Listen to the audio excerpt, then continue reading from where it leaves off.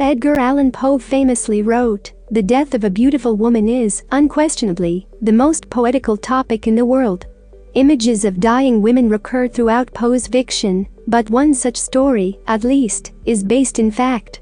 In the 1840s, the murder of the beautiful cigar girl obsessed Poe and the public, and to this day, it remains one of New York City's most notorious unsolved crimes. On July 28, 1841, two New Yorkers were wandering along the Hoboken shoreline near the spring at Sybil's Cave, then a popular tourist attraction, when they spotted a body bobbing 200 yards out in the Hudson River. As they waited on shore for the coroner to arrive, a man approached them, claiming to recognize the corpse from her clothing. "The body," he said, "belonged to the late Mary Cecilia Rogers. The circumstances of her birth are murky, but Mary Rogers was probably born in Lyme, Connecticut in 1820. She and her widowed mother, Phoebe, moved to Manhattan in the 1830s and entered into an emerging single, female working class. Mary took a sales job at Anderson's Tobacco Emporium, while her mother later opened a boarding house at 126 Nassau Street. Anderson's Tobacco Emporium was a fixture of New York's emerging social scene, especially popular with young men and local writers, such as Washington Irving and James Fenimore Cooper. But while the patrons came for owner John Anderson's tobacco, he would eventually amass a fortune selling Anderson's Solace tobacco. They stayed for his employee Mary, who was dubbed the beautiful cigar girl by the local press. Within a year of starting the job, Mary was a Manhattan celebrity, even sparking a short-lived hysteria when she failed to appear for work one day in 1838. Though it made headlines, this earlier disappearance was written off as a publicity stunt for Anderson's shop.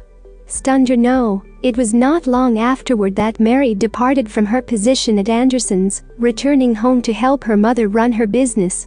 While her life was more private at the boarding house, she still managed to find herself the center of male attention.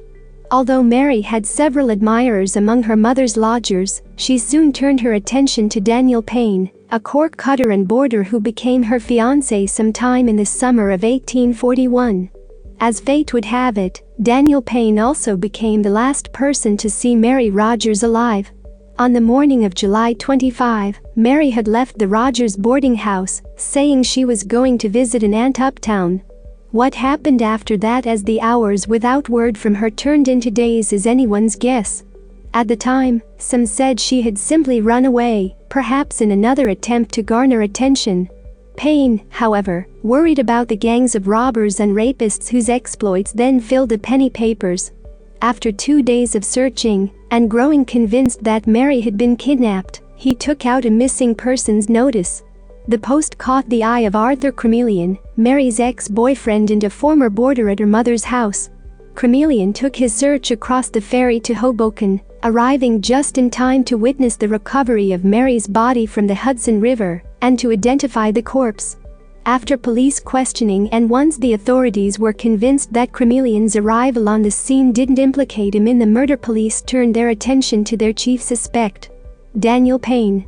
Not only was Payne the last person to see Mary alive, but rumors had started circulating that the couple had been fighting, and that Mary had threatened to call off the marriage. After Payne produced an alibi, however, solid leads disappeared.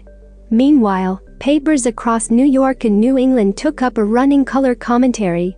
In Ellicottville, New York, one reporter lamented the slovenly manner in which the coroner at Hoboken performs his duties, while outside Philadelphia, other papers wondered if the death had been a suicide. Even New York Governor William H. Seward got involved, announcing in several New York papers a $750 reward for any information that helped solve the crime. In early September, there seemed to be a break in the case. A group of local boys playing in a field not far from Sybil's Cave came across bundles of bloody clothing strewn about some bushes.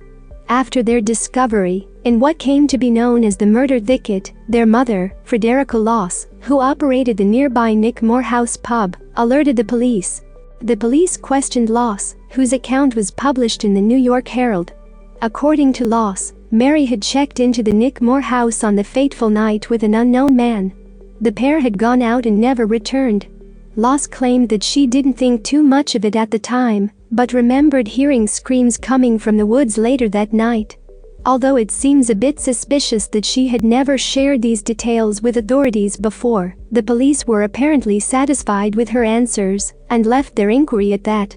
Less than a month later, on October 7th, Daniel Payne made his own pilgrimage to the murder thicket, followed by a drinking binge across Hoboken. During the night, he bought and drank a bottle of laudanum, overdosing on a bench outside Sybil's cave. Pedestrians found his body only a few hundred yards from where Mary had been discovered. A note found in Payne's pocket read, "To the world, here I am on the spot.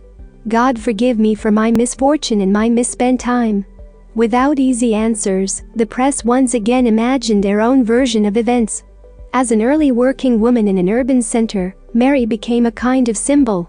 Her name a shorthand for the era's problems, a warning to parents about what disasters might befall their daughters in the big city. Many papers even claimed, without evidence, that Mary had been a prostitute, a very different sort of working girl. The New York public might have been satisfied with this, but in Philadelphia, Edgar Allan Poe was not.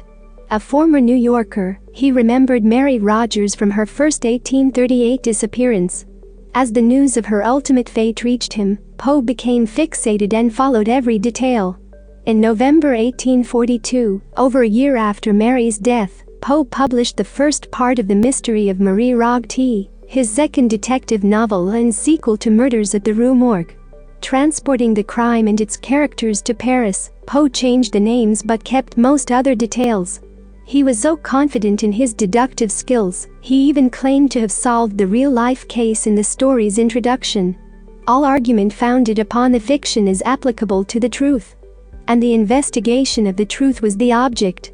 Though his story was popular with the public, the police wrote off Poe's theories.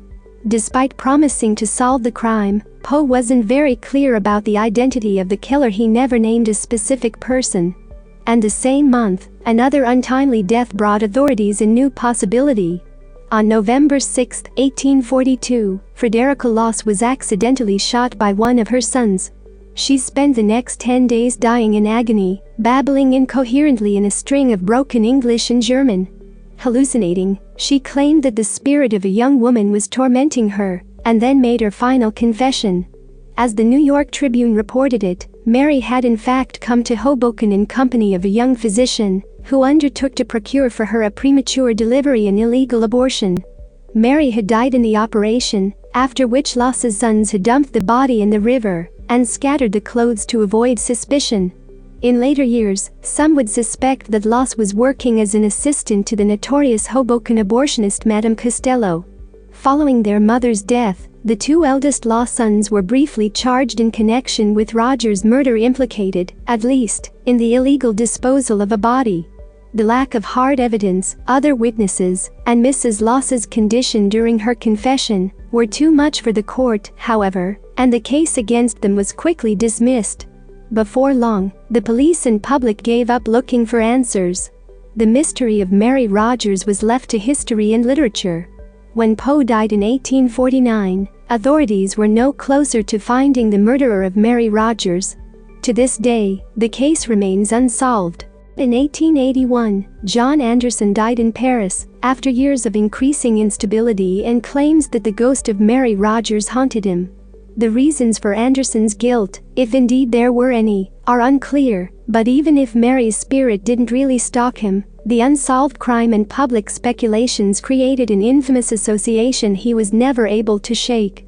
As Daniel Stashower noted in his book The Beautiful Cigar Girl, not only did Anderson claim that Mary's ghost visited him, he also blamed his employee's fate for his failure to cross over from business into New York politics. Later, a strange detail came out in the legal battle over Anderson's fortune, a years-long court case, where the long-dead Rogers was resurrected more than once.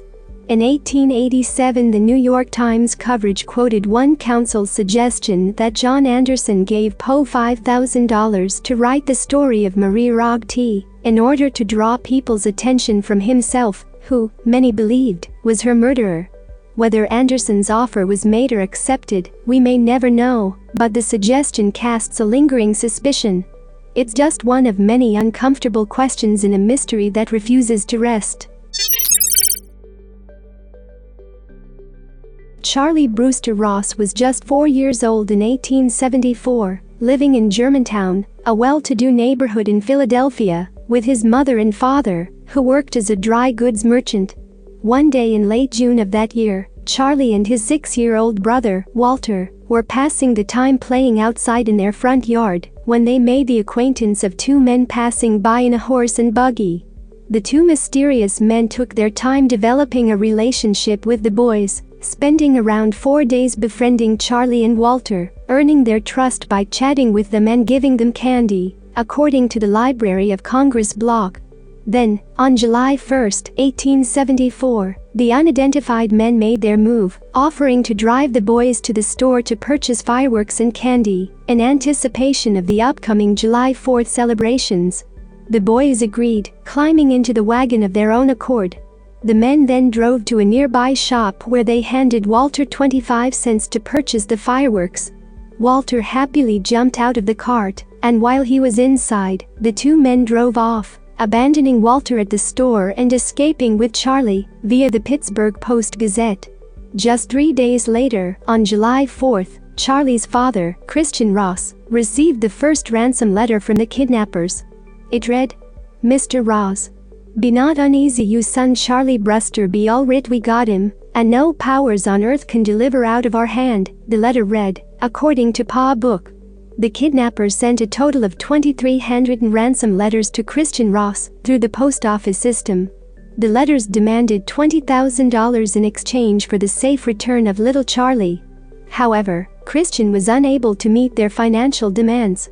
The kidnappers likely believed that, due to the size of their home and the relatively well-off neighborhood they lived in, the Rosses were a wealthy family who would easily be able to pay the desired sum to get their son back safely.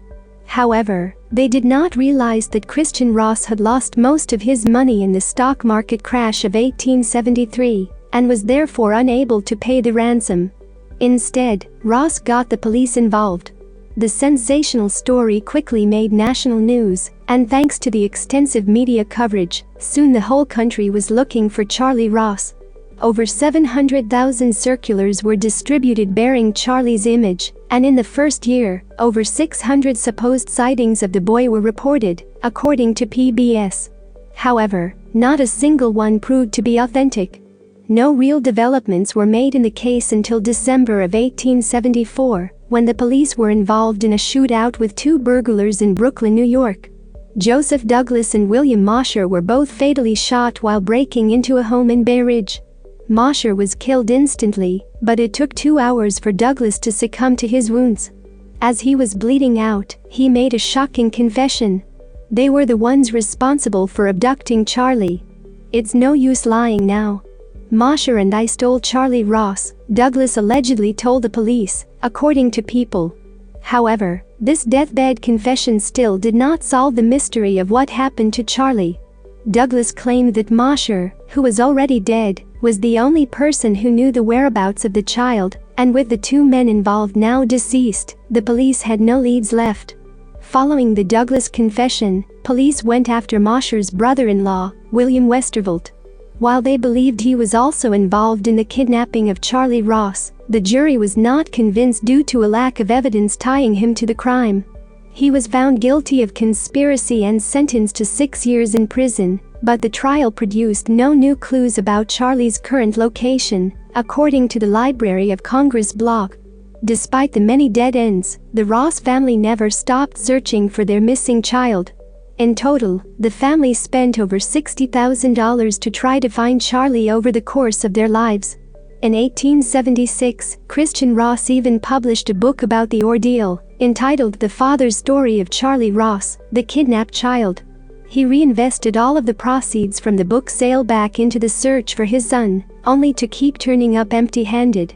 Christian Ross died in 1897 without ever finding the answers he wanted, although Walter and other family members continued to receive messages from men claiming to be his long-lost brother well into middle age. In 1939, a carpenter named Gustav Blair came forward claiming to be the real Charley Ross. He told authorities that his earliest childhood memories involved being hidden away in a cave, and alleged he had even been told as a child that his parents were not his real parents, and that he had been the victim of a kidnapping, according to the Library of Congress blog. 60 years after the initial kidnapping, the case went to trial, and following just 8 minutes of deliberation, the jury delivered a verdict in Blair's favor, via the Evening Star. The Maricopa County Superior Court legally determined that Blair's true identity was Charley Ross. However, the Ross family did not agree with the ruling.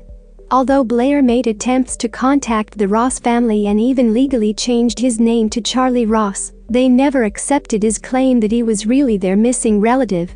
"I have been ignored by Walter and other members of my family despite the fact that they know my claims were justified. My wife and I sacrificed our home and, in some instances, have gone hungry to prove my birthright," he told the Evening Star in 1939. However, the family insisted that Blair was just another one of many impostors, and to this day, the true mystery of what really happened to Charley Ross has never been definitively solved.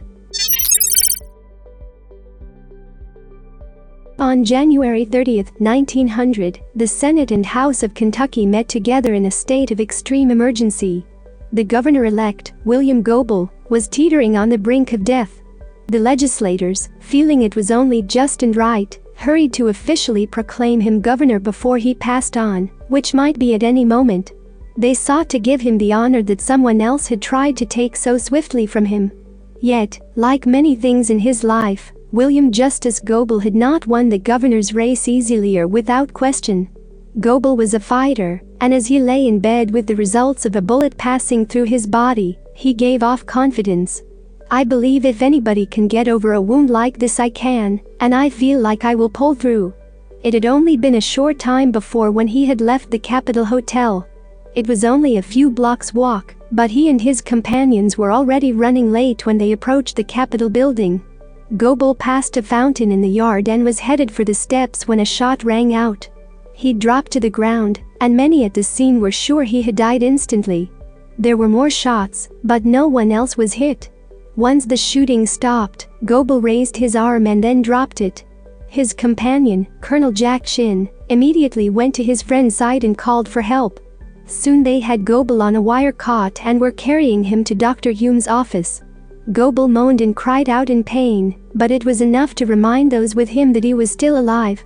William Goebel was not someone who would seem a likely choice for a governor of any state, and especially not Kentucky. His family had supported the Union in the Civil War. He was an oddity in the halls and history of Kentucky's political power game. He came from German immigrants. His parents died when he was young and left him to care for 2 younger siblings. Goebel was particularly sensitive to the plight of common people. He found work primarily in Cincinnati, and was eventually able to enroll at the University of Cincinnati's law school. After graduation he became a successful lawyer. Though he made good money, he lived simply. He did not care for the grand estates, once plantations, to be found in the rest of the state. In portrait photos he seems to be on the verge of a snarl. He was not known as a friendly man or a great speaker. Instead, he preferred to work behind the scenes. Goebel was encouraged by friends and supporters to get into politics at a young age, and he must have enjoyed it, for he devoted his life to it. He never married. His enemies called him Boss Bill and the Kenton King. In keeping with his un-Kentuckian ideas, he supported women's and black rights. While his enemies called him a boss, his supporters called him a reformer. He was, in truth, a bit of both. He worked like a boss, making deals in smoky rooms, but the deals were to create and generate reform for the public. In this fashion, a man who had little to no personality became a silent populist. He was opposed to large corporations like the Louisville and Nashville Railroad, which he regularly declared were running the state through corruption and bribery. The gubernatorial race of 1899 began on November 7th. However, the results took a while to be counted, especially from the eastern mountain counties. Goebel, the Democrat, was against William S. Taylor, the Republican. There was a breakaway party from the Democrats who felt Goebel had rigged the nomination process to ensure that he was the Democratic candidate. They were represented by John Y. Brown. Newspapers that supported Goebel tried to look hopefully and continued to predict his victory, even when the numbers were against him. The count shifted multiple times, and everyone knew it would be a close race. In the end, Taylor won about 48% of the vote, while Goebel garnered 47%. Taylor secured the election by a narrow margin of 2396 votes. Brown, the anti-Goebel Democratic candidate, polled in 12,040 votes. If he had not run, Goebel might have had a better chance. The Democrats were convinced that there had been vote tampering. There were rumors that some counties had used tissue paper to vote on, which could be seen through and was easily destroyed. The 1st District was said to have doctored the votes. The Louisville Courier-Journal reported daily on the supposed crimes committed by Republicans. Clearly they were not fans of Taylor. In the months that followed, newspapers and politicians became more inflamed. Some urged military force to be used. They shouted for the death of their enemies and laurels for those they supported. Goebel supporters blasted Taylor and the anti-Goebel Democrats. Then, as if sounded from a massive horn from one end of the state to the other, Goebel was shot and lay dying in the Capitol. The bullet had missed his heart and spine, but had gone through a lung, shattered his ribs, and caused massive interior damage and bleeding. A race for governor had fallen to violence. Not the actions of a single, deranged man, but what seemed to be a true conspiracy to murder Goebel. On January 31st, Goebel was declared governor by the General Assembly, and J.C.W. Beckham as lieutenant governor. The last of the formalities were performed next to Goebel's deathbed, where he could only say, "I do." Taylor had called a militia into Frankfurt almost a month earlier, and they prowled the streets with no legal standing. They had taken on the aspect of protectors for the politicians, but then barred the legislative building with bayonets. Goebel's one true act as governor was a proclamation to dissolve Taylor's militia. This was not heeded. William Justus Goebel died on the afternoon of February 3, 1900. His last words were relayed as, "Tell my friends to be brave, fearless, and loyal to the common people." However, Kentucky writer Irvin Cobb claimed that Goebel's last words were, "That was one bad oyster," referring to his lunch. Goebel died a martyr for some and a slayed dragon to others. He was a champion to the idea that the ends justified the means. He remains the only governor in U.S. history to be assassinated. He was the only Kentucky governor to never be married. Several people were indicted in Goebel's murder, but it came down to just a few main suspects. The highest ranking was Kentucky Secretary of State Caleb Power, who was tried 4 times and served 8 years in prison. He was eventually pardoned and served several years in the U.S. House of Representatives. It was believed that the shots came from his office. 2 others, one of them believed to be the shooter, were both pardoned. Taylor fled the state to avoid capture, but it was not long until he came back to challenge Goebel's Lieutenant Governor Beckham's governorship. Taylor lost the court case on the matter, and Beckham became governor. Goebel was not completely forgotten. A statue in Frankfurt, in front of the old Capitol building, stands with arms crossed, ready to battle any challenge as a representative of the common people of Kentucky.